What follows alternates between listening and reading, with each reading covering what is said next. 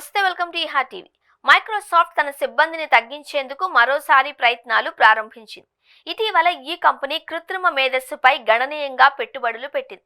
ఈ నేపథ్యంలో ఈ రౌండ్ లే ఆఫ్ లో ప్రధానంగా సేల్స్ విభాగంలో వేలాది మంది ఉద్యోగులను తొలగించడానికి సిద్ధమవుతోంది. మైక్రోసాఫ్ట్ వచ్చే నెల ప్రారంభంలో ఉద్యోగ కోతలను ప్రకటించే అవకాశం ఉంది అని ఈ విషయం తెలిసిన వ్యక్తులను ఉటంకిస్తూ బ్లూబర్గ్ నివేదించింది. ఈ లే ఆఫ్ తో ప్రధానంగా సేల్స్ టీమ్ పై ప్రభావం పడనుండగా ఇతర విభాగాలకు కూడా ఈ తొలగింపులు విస్తరించే అవకాశం ఉంది అని నివేదిక తెలిపింది. అయితే కాల పరిమితి ఇంకా మారవచ్చు అని సంబంధిత వర్గాలు తెలిపాయి. పరిశ్రమలు పోటీగా ఉండడానికి ఉత్పత్తులు, సేవలలో కృత్రిమ మేధను ఎక్కువగా ఏకీకృతం చేస్తున్నందున మైక్రోసాఫ్ట్ ఆర్టిఫిషియల్ ఇంటెలిజెన్స్ పెట్టుబడులపై తన దృష్టిని ముమ్మరం చేసింది.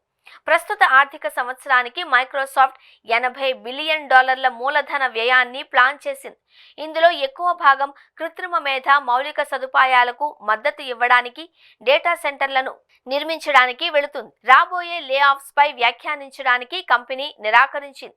ఈ సంవత్సరం మైక్రోసాఫ్ట్ చేపట్టిన తగ్గింపులు ఎక్కువగా ఉత్పత్తి, ఇంజనీరింగ్ విభాగాలను ప్రభావితం చేశాయి.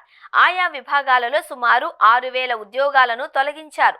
తాజా లే ఆఫ్ లో సేల్స్, మార్కెటింగ్ వంటి కస్టమర్ ఫేసింగ్ విభాగాలపై సంస్థ దృష్టి పెట్టినట్లు తెలుస్తోంది.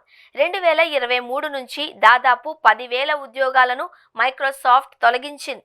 చిన్న, మధ్య తరహా వినియోగదారులకు ఎక్కువ సాఫ్ట్వేర్ అమ్మకాలను నిర్వహించడానికి థర్డ్ పార్టీ సంస్థలను ఉపయోగిస్తామని మైక్రోసాఫ్ట్ ఏప్రిల్లో ఉద్యోగులకు తెలియచేసింది.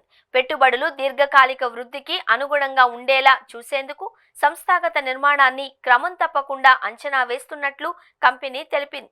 సర్వర్లు, డేటా సెంటర్ల కోసం కోట్లాది రూపాయలు ఖర్చు చేస్తూ ఉండడంతో ఇతర ప్రాంతాలలో ఖర్చుకు అడ్డుకట్ట వేస్తాము అని సంస్థ తెలిపింది. జూన్ 2024 నాటికి మైక్రోసాఫ్ట్లో 45,000 మంది సేల్స్, మార్కెటింగ్ ఉద్యోగులు ఉన్నారు.